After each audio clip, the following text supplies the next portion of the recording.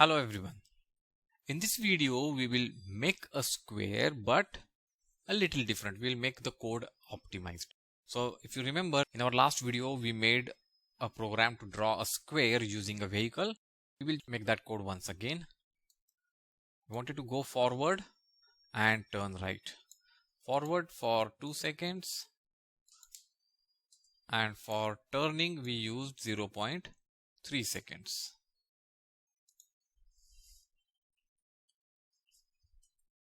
And we repeated this 4 times.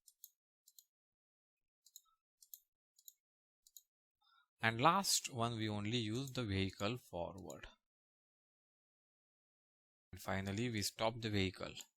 We have missed one command here, that is setup vehicle at the start. So that was the program which we made to move our vehicle in a square fashion. If we see here,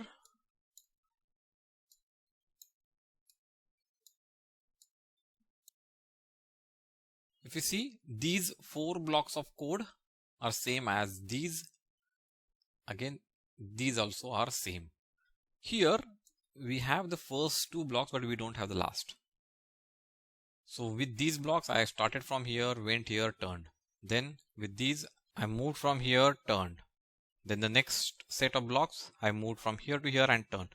And the last one, I moved from here to here, reached my initial position. But I'm not looking in the initial direction. Let's say if I use this block of code again here, then I'm turning and looking in the same direction. And what it does is that now I have 4 sets of same code.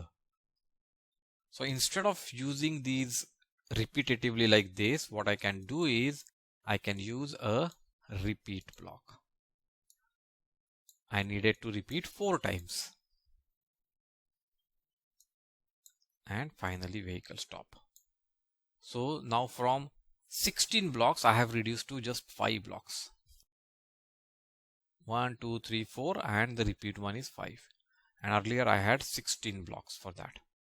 So by use of repeat block and by observing the pattern in the code, we can make our code smaller and more readable. And that was the purpose of making this program. I hope you have understood how to use repeat block.